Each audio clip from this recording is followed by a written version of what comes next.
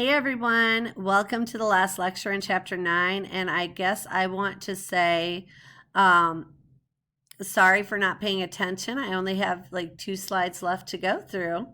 And so I probably should have just made the last lecture a couple minutes longer, but no bigs. So amplification of short tandem repeats. So we can use PCR to amplify short tandem repeats. A short tandem repeat is a section of DNA that repeats multiple times. So it's usually, so it says short, so these are small. And an example of a short tandem repeat is AATG. So these are found within introns, not exons. If you had varying repeats within an exon, that could cause a problem, because think about the what are exons? What is the function of an exon? Exons are the expressed portions. And so the idea here, if they're expressed and the exon codes for something like, say, insulin, my gene for insulin and your gene for insulin have to be identical if they're going to work and produce insulin, right?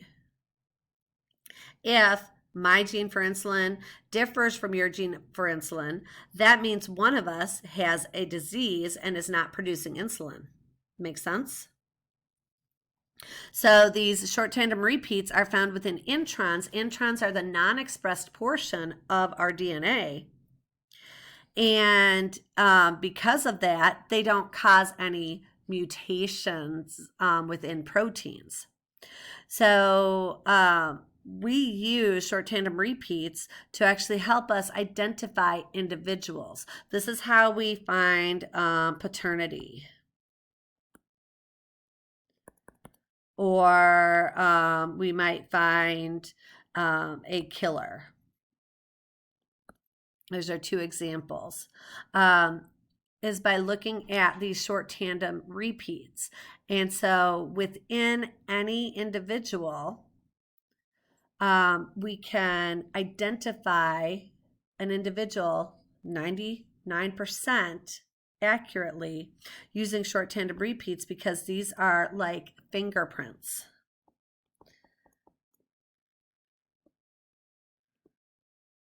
So here I like to always bring up, so what is the chance that you and I have an A at some given locus in our DNA? So you might think, whoa, that's too hard to figure out. It's not. So at any given locus, the chance of me having an A is 1/4, because there's only 4 nucleotides. The chance of you having an A is 1/4.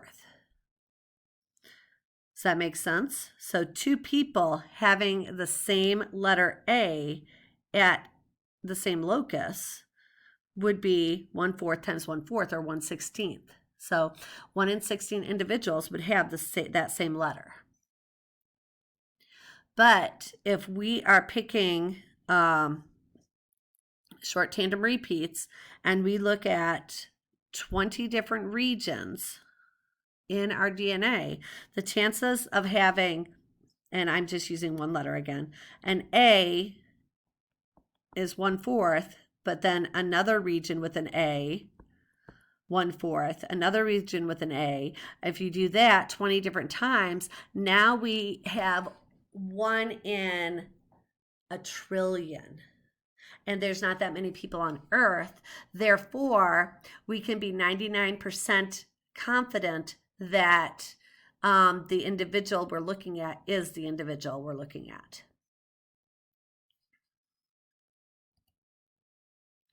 The last thing I want to talk about are DNA probes. So DNA probes are what we use to allow us a lot of times to identify a section of DNA that we care about. So this allows us to basically label the DNA.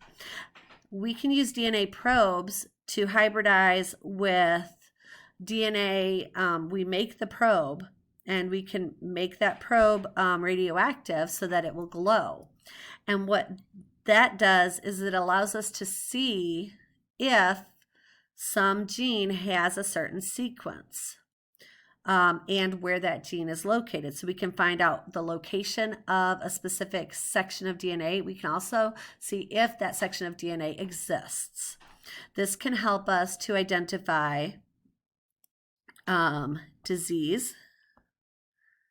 So we can make disease markers where we can then say, okay, if this person has this sequence here, then they have that gene mutation and they'll have the disease. So we can actually use probes in identifying different disorders in patients, but we also can use probes to help us identify sections of DNA that we are caring about for whatever other reason, maybe for maybe we're doing research or something.